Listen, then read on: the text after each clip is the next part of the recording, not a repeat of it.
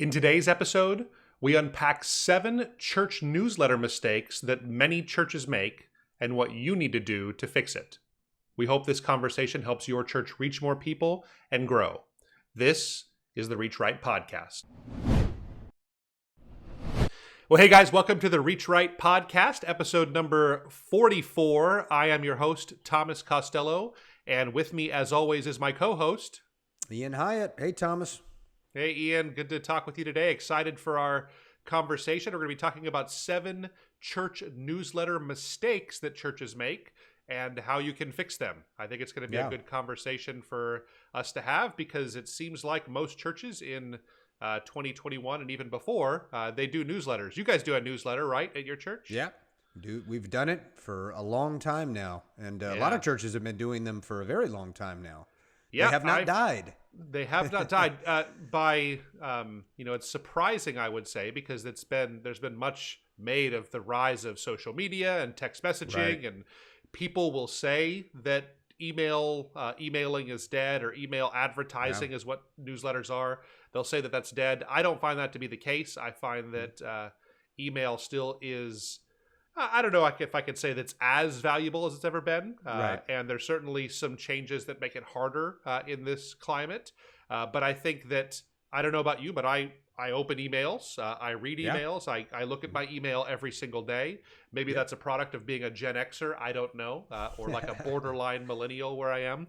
But I do think that most people still look at and the evidence seems to show, most people look at their email daily. So I think every church should be doing some kind of email marketing newsletter type thing.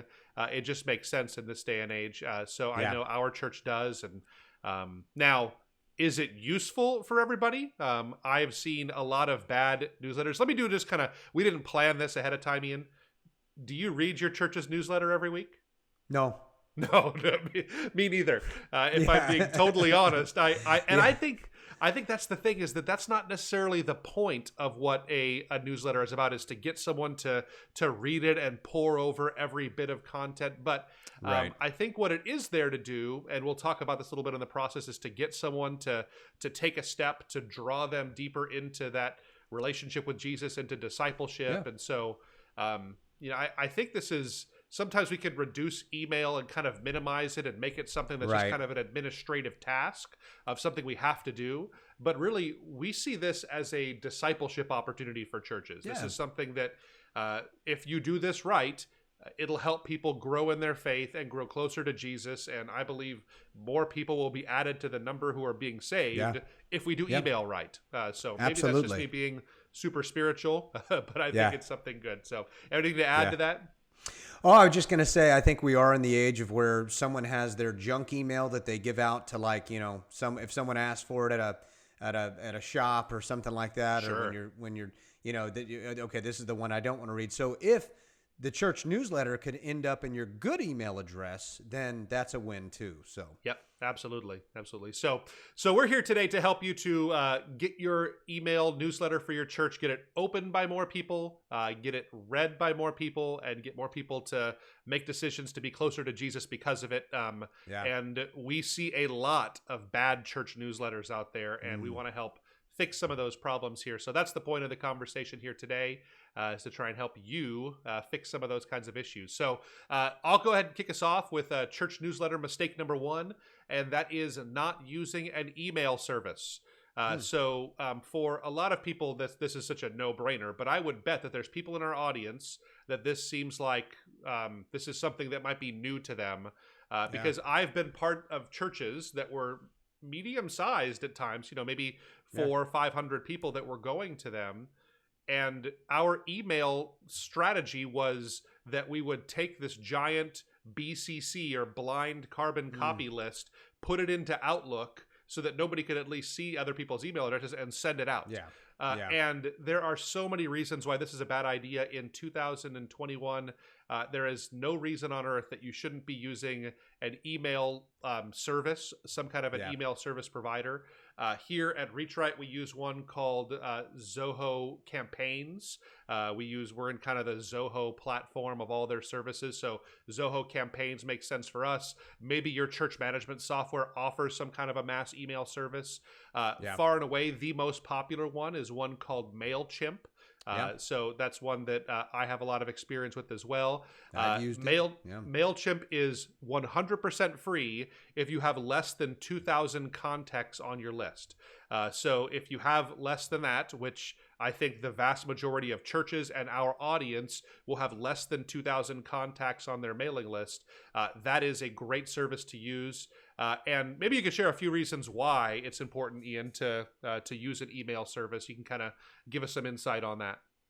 Well, they have a lot more options than just your standard email. You can upload images into them. You can add links a lot easier. The list goes on, but I think these are designed to actually be a newsletter system rather than, like you said, just here's the subject line and let me put a bunch of people on here. That reminded me of, it's like a bad group text, right? If your phone number, if someone puts you on a group text and now you're getting messages you weren't necessarily interested in. So it made me think of, that's kind of the equivalent when it comes to that. But yeah, I think things like MailChimp, I've used it. As you know, I had a brief stint in real estate and I had created a newsletter and tried to think of everyone I can put on there and to get that on out there. But what I learned was through using MailChimp, I did have a lot of options and things that I can play with and things that email wouldn't allow you to do alone.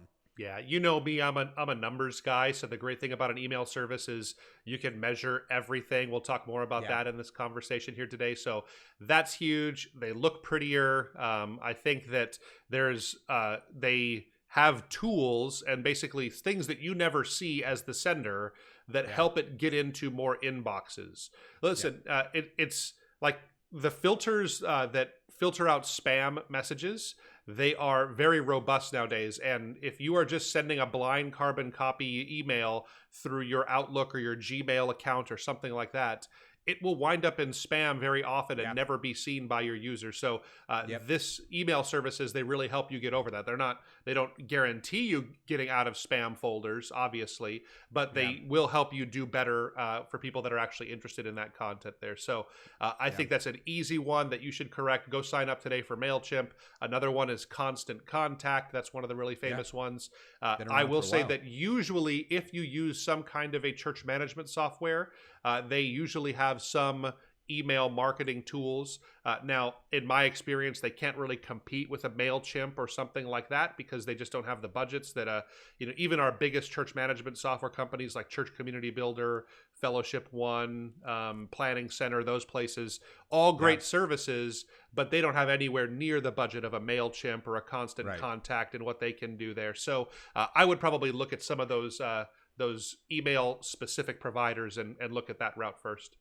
Yeah, it's good. Well, I'll tackle the next one, which this is a very important one that maybe people would miss because I think everyone's goal is to, have as many email addresses on your list as possible. But this is the mistake, is to not clean out your email list. So, again, whether or not it's a church, it's a business, like I said, whenever I did real estate, I was surprised. I probably had like 500 people I can put on there. I was like, wow, that's great. That's 500 people that are going to get my email. But did it do me any good if, 300 of them never even opened up one of my emails? And again, like you said, a lot of these systems will allow you to measure and see who's opening your emails, who's not. If someone unsubscribes, that's actually better than someone that actually just sits on your email list but never opens it. So your delivery rate, as far as people opening it and doing something with it, you want to clean out these. Like if someone's after I don't know what time frame we put on it, but let's just say someone doesn't after 6 months or X amount of newsletters ever opens it. Well, it's time to probably just remove them, even if they don't hit unsubscribe. Man, I've been on the receiving end of those unsubscribes, and I hate it. As a pastor, I remember when I didn't really see these personally, but I know my admin would let me know that, so-and-so unsubscribed. And it's usually someone that, we cared about and we were hoping they were getting connected more to the church, and then they go ahead and they unsubscribe. It's almost like you have to get past that idea. Like, don't mistake a email list as like someone's salvation, right? Like, just because they're unsubscribing from your email list doesn't necessarily mean they won't be with us in heaven anymore. God's not done with them yet, and God doesn't require them to be on our email list. But and they may be following you another way on social media or something else. Absolutely, yeah. So I think that's the case, but I will acknowledge to our audience, at least, I know it hurts when you get that unsubscribe, but you said it exactly right, Ian. And unsubscribe is a good thing because it weeds out your list. And the way that these algorithms for emails now work is that if you're sending out thousands and thousands of emails and only 7 people open your emails, the algorithms say, hey, whenever emails come from this address, let's keep a careful eye on it because they feel kind of spammy to me. Nobody ever opens this stuff up. So let's make sure we limit it. This is probably going to have to go in the junk mail folder next time because this person's never opened it. So, and unsubscribe is great. And then also you do need to, I think you said the right number. I would say at a minimum of every 6 months, if someone hasn't opened up one of your emails, then it's probably time to remove them from your list because the odds are if you're emailing them weekly, so they've had, 26 chances to open an email and they went 0 for 26. Well, it's probably a good indicator that they're not really interested at this point, at least. Or maybe in most cases they change their email address or they just don't open that account anymore or something like that. But I think that in those cases, it really only helps you to weed down your list. And I know it's painful. We have a list of 7,000 or 8,000 people that we email here at Reach Right. And every 6 months I go in and we probably take 1,000 or so people off of there. And I don't, you can take it personally and say, I guess our content's really been crummy lately and that kind of stuff. But you know what? Like, it's just, it's not the right timing. It's not the right message. And that's okay. It's just the way that it is there. And we got to remember that people are being hit with so much stuff on a daily basis, not just emails, but, online ads that pop up, on Facebook or wherever. We're being hit and bombarded by, so they just might just not want to have one extra thing. And like we talked about is, they may be interested in following your church another way. Maybe they follow your blog, maybe again, they follow you on social media. And honestly, it's one of those things where I'm careful about it. Like for my good email addresses, like we were talking about, ones that I actually check daily. Right. Less is better for me. And that might be just the way that they're viewing it. They still may love your church, but they're just trying to keep things minimalistic. So, yeah, that's exactly right. So let me get number 3. Church newsletter mistake number 3 is sending emails at the wrong times. Sending emails at the wrong time. So in my experience, having been on several church staffs, the time that churches usually send their church emails or their newsletter is when the administrator's done with the church newsletter. That's when it gets sent. So sometimes that'll be on. That's it. It said, you proofread it and do all that kind of stuff, and then you hit send. And so sometimes it'll be on Wednesday, and sometimes it'll be on Fridays. And if it's been a busy week, maybe it won't get out till Friday night or something like that. But whenever it's done, that's the time to send it. So that is not a good practice. You should probably be consistent with when you send out those emails. And it's going to be different from church to church. So if you are in a white collar kind of a community, most of the people in your church they have 9-to-5 jobs in offices, then usually something around mid-morning is a great time to send it. If you're in a blue-collar community where nobody's on their phones all day and then they pull them out after work, maybe you should do it early in the evening. There's lots of strategies on that, so it's going to be different from place to place. As a general rule, so this is just like if you just took the all of the United States population, the best times to send emails are the first half of the week, Monday, Tuesday, Wednesday, in the late mornings. That's usually the best time to send emails. So not a Friday night. Not a Friday night, generally speaking. That's not a good time when people are settling into their Netflix show or whatever that would be. They probably won't dig into your email. So I think that's big. I'll mention this too, is one of the great things about email service providers is most of them, they offer an optimal open time sending plan. So the way it works for Reach Right is I say, hey, start sending out our newsletter or our weekly email update. Start sending it out at 9 o'clock on Wednesday morning. That's when we do it. But it also has an optimal open time. So it basically takes our entire list of several thousand people, and it knows when they've opened emails in the past, and when they're most likely to be looking at their phones or their computers, and it sends it at that time over the next 24 hours. So our big email campaign, it goes out anywhere between Wednesday morning and Thursday morning, and it's smart enough to figure out when people are most likely to open it. And this is so interesting because I don't even know when I'm most likely to open email, but the system seems to know this stuff about me. So what do you have to add to that, Ian? What I have to add, is what I see most, and this is not just for churches, but what I see most companies or, who I think of is actually Tom Rayner and Carrie Newhoff, both very knowledgeable people as far as church leadership, church marketing, tech, the list goes on and on. Their target is either pastors, ministry leaders, or people who kind of work in the church industry like we do. And one of the things that I think they're very good at is the timing of when these emails come. They usually come around like 7, sometimes maybe around 7:30 a.m. I think that they get pastors and people like us before they start their work day, if you will, and all of that. And I'm actually more likely personally to open those before I begin my work day, and it gives me some good knowledge base, something applicable to what I do in helping churches. So I think you just got to think through your people, right? Yeah. And a lot of pastors, and they know their people, they know their church service times and which people go to, and so you got to think through it a little bit, and it's good to have that strategy. Yeah, see, I'm in Hawaii, so I get all their emails at like 3:30 in the morning is when they come to me. So yeah. Well, that's just I don't feel sorry for you. No, it's okay. I don't have my phone in there with me. It doesn't wake me up. It's okay. There you go.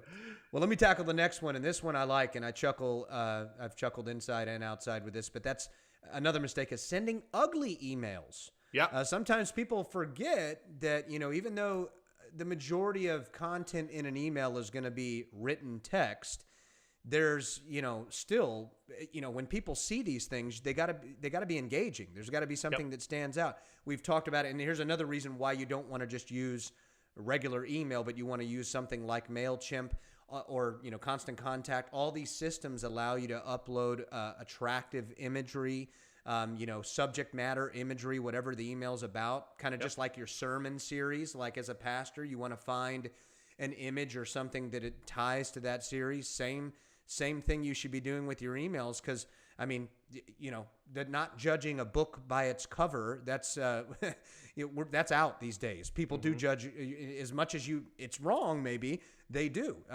People, just like the rule with your website, you got only a few seconds to get someone engaged on the home page there.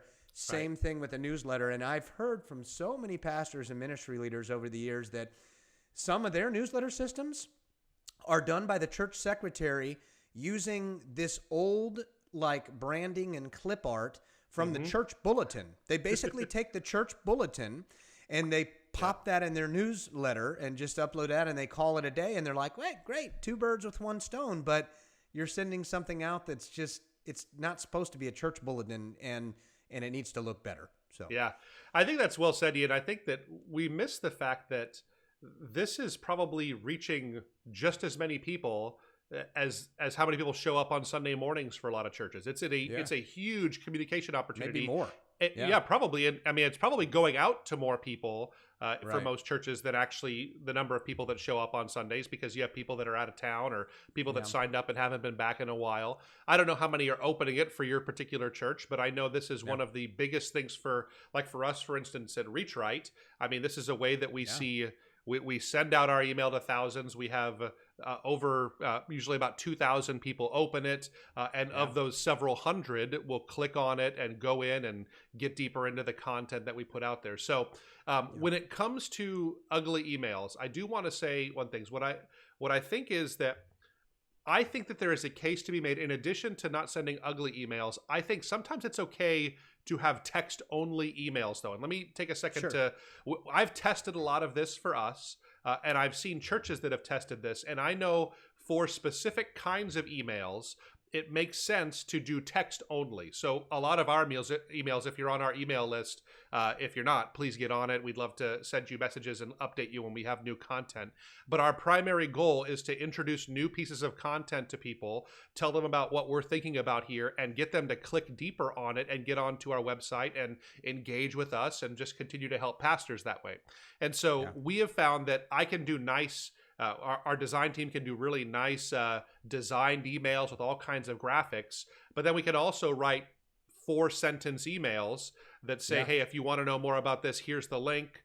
God bless you. Have a great week. Those kinds of things in there. And we'll see more people click on to our emails that are plain text than we will ones that are like fully designed and those things in some cases. Now, for church newsletters, I don't think that that's always the way that it should be, because I think a church newsletter, you're probably trying to hit a variety of topics covering what this week's sermon is about, invite people to come out, get people to sign up for baptisms, upcoming events, all that kind of stuff there. So you probably need some more design in that. But if you're sending out individual emails to get one specific call to action, so let's say it's a reminder about Easter that's coming up and you want to remind people to invite someone for Easter.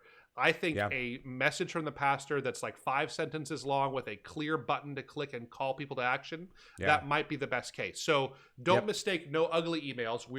I'm full agreement with you. No ugly emails. That's a bad idea.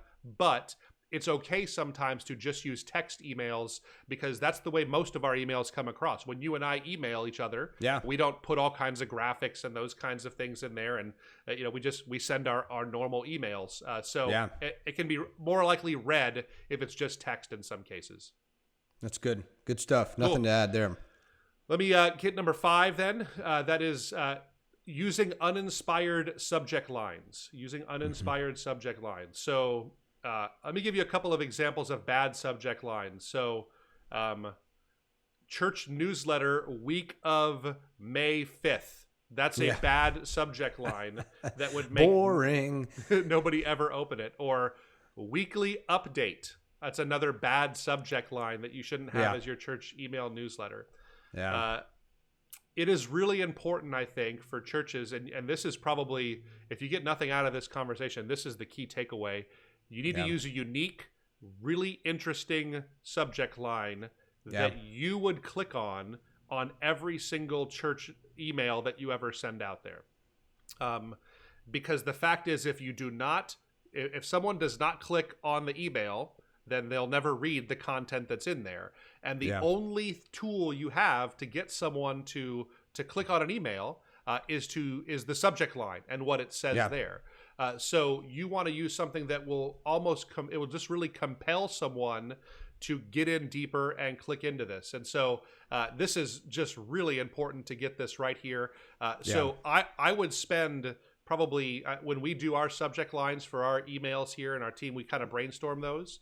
I probably spend 10 minutes or so kind of bouncing off ideas and making sure you get the words exactly right. That's probably the 5 to 10 most important words that I write every week. Is whatever that subject line is going to be that I do week in and week out. So really getting this right is super important. Yeah, that's good. And it's funny, you reminded me of when I started after college and started my first real job, and it was a sales job. And at that time, it was acceptable to just put like your company's name in the subject line. Oh, gosh. And people would still open it. Now, I mean, we should have still been a little more creative than that, but a lot of us would do that, and the emails would still get open. Well, now again, people are being bombarded. They have, filtering in their email to take certain stuff up. Again, they're seeing more emails, so you need something that's going to stand out, and it no longer can just be, my church, for a good example, does a really good job of this. I'm on the men's, like anything men's related, I'm on a newsletter for. And instead of it just being like morning prayer, like, because there's a men's prayer gathering on Friday morning. So if they just sent out something that just said prayer or something like that, it's kind of like, okay, well, yeah, we know about prayer. That's it. But instead, something like men, time to step up and pray for your family, or, respond to the call, like, time to man up. Those types of things get my attention a lot more. and I'll click on something like that. Oh, you're challenging me as a man? What's coming from my church here? So Yeah. it's good to think through some of those things. Yeah, let me add one more thing that I've been seeing, and it's in this idea of subject lines. And this is not my nature. I'm not a guy that does this, but emojis work. So as much as I don't, if you know me, you know I don't use a lot of emojis in my personal conversations and texts, and my kids will send me emojis, and I'm a dad, so I'll try to respond back the way I'm supposed to. But it's just I maybe I missed that boat as an elder millennial / Gen Xer, I guess. But emojis give you a higher open rate. So you better believe I use emojis all the time in my subject lines whenever we do our newsletters or anything like that here, our weekly emails. So emojis are good. So for what it's worth, don't be afraid to dabble in the emoji land. Good. That's good. Yeah. I'll tackle the next one, and we kind of covered it a little bit already, but we can go a little deeper. It's forgetting to have a call to action on your newsletter. So again, we've had so many podcasts already just talking about the importance of calls to action. You and I were joking before starting the podcast today. I was like, really, there should be a call to action in everything you do in life, right? Yeah. When your mother comes and visits from out of town and she shows up at the door and you hadn't seen her in a while, you don't say, "Hey, Mom, just good to see you." You give her a hug. There's an action.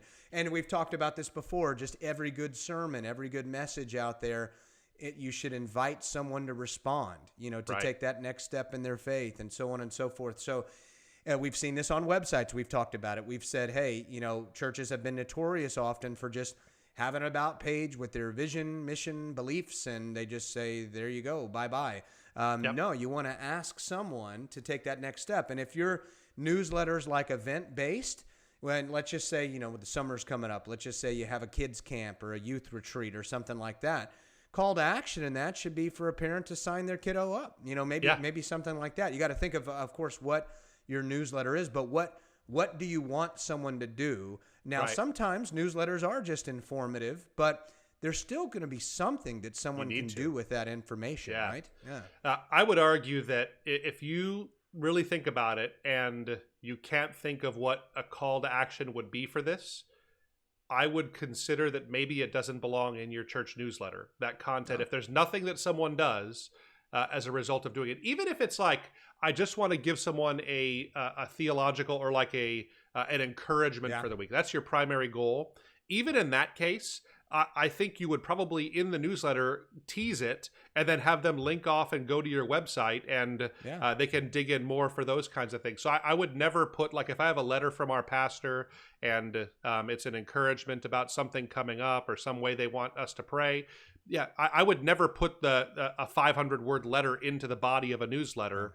I would have it on our website. You have more control over things that way, and you can engage with people better that way and give them other opportunities to respond that way. So but I really stand by that. I think that if you can't think of what I want someone to do, then it probably doesn't belong in your newsletter. And we say that same thing about websites.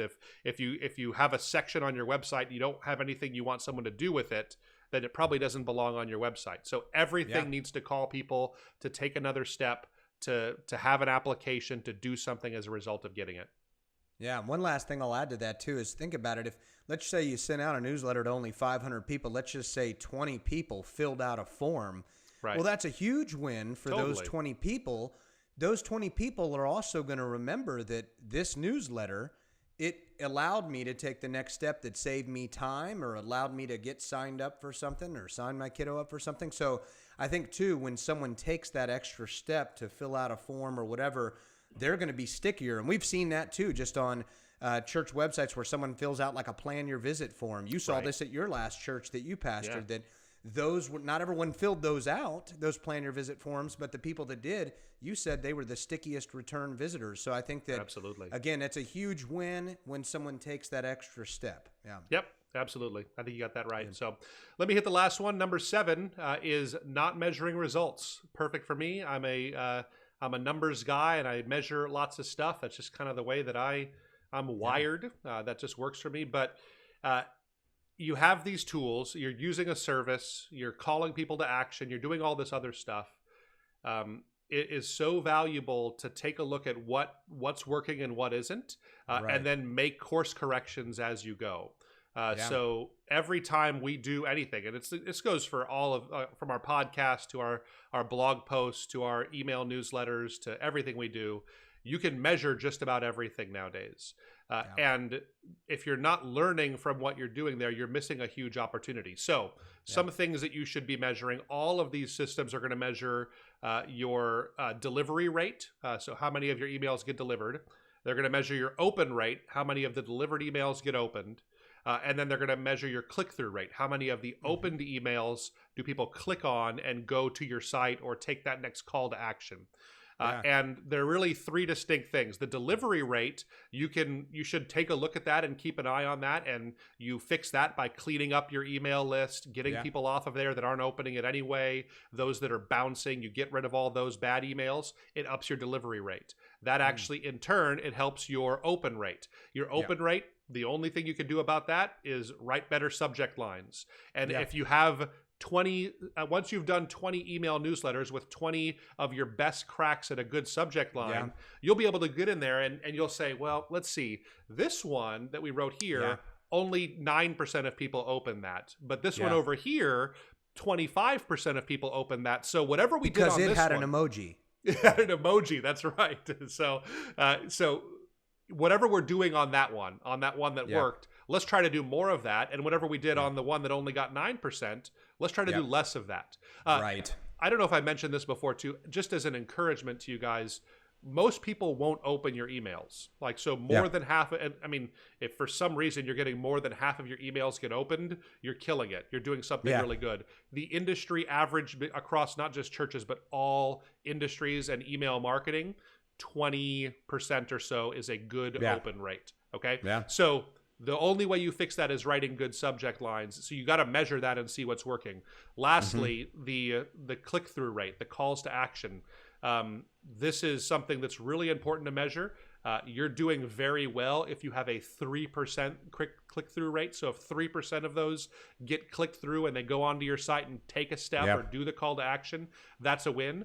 But this is changed by, what are you writing in the copy? Are you using? Are you sending ugly emails? Do you have a clear call to action with a clear button to take a next step? All those kinds of things are going to affect that. So you need to look at those numbers, measure them, and make course corrections based on what you see. Look at what's working, look at what isn't, and try to do more of what's working. What do you have to add? Yeah, not much. That was very thorough, and that's good stuff. And I think, though, that, if someone's already taking this step, to invest time and effort, and, you find a system out there, a newsletter system, then why wouldn't you want to know the results? It's kind of just like pastors, tracking how many salvations they have and baptisms. I mean, if you're getting a lot of new visitors in a given year and none of them are taking that next step in your faith, well, what do we need to do different during our church service or during my sermon? So it's the same thing. But I think that's what I would say. If you're going to take the time to do this, you definitely want to you want to measure it so that it's going to become more effective. Yeah. I think one of the struggles we have in ministry is that we get a lot of anecdotal evidence. So people will tell us things, but there's a lot of stuff in spirituality and in faith and in the church that's hard to measure. And so, and to be very frank, people will tell you things that are not true very often. They'll tell you things like, "Oh, Pastor, that was a great message," or "Oh, I really loved that small group material that you did. It's so important and engaging for us." And people will just tell you that because they can't come to you and say, "Pastor, that was a really bad message, and I'd give that one a D+." Or like out of a scale of 100, some people do that, but not many. Some people, I know I have those people too. You have few of those, but you're not able to get real numerical evidence of how you're performing on a week-to-week basis in lots of areas of ministry. You don't want to give your whole church a little sermon rater where they give you a percentage grade on your sermon every week and take that feedback, right? That'd be terrible. But when it comes to email, this is one of those areas, and web development and all these things, this is why I love these areas, is that we can actually get real, honest feedback. And it's not offensive or anything. It's just what's working and what isn't. And you can see the kinds of things that people are opening. And when I talk this way, when I write this way, people are much more engaged with it and much more likely to take a next step. And you can kind of count these things. So this is one of those great areas when we get so little honest feedback, it gives us real input onto how we can make improvements in this. So I don't know, maybe I'm wired differently and I enjoy that kind of stuff, but I think if you dive in, a lot of people really enjoy that. Well, and I'll just say this, you are wired that way and I'm less wired that way. However, whenever for stuff like that, I have to kind of go the extra step and extra mile to dig in and analyze things. But every time I do, I actually come away with learning something and it makes me better. So even for those of us that struggle to want to measure and dig in too deep and get analytical, I don't know, every time I do it to at least a good extent, I'm made better for it. So I would encourage it to even the pastor out there that is not inclined to do that. So. The non-analytical among us will try to encourage them to do it too. So well, good, man. Well, that's it for this week, guys. We hope this has been helpful to you. Email marketing is a huge opportunity. Email newsletters for your church. I encourage every church to do it. I hope this has been helpful on some mistakes that we see most often out there. We hope it's been helpful to you and helps you make some changes in how you're doing it. If it has been helpful, it means a lot to us if you would rate, review, subscribe, comment, and just give us some feedback on what you think of this podcast. We want to thank you guys so much for being part of the Reach Right family, and we will catch you next week. See you.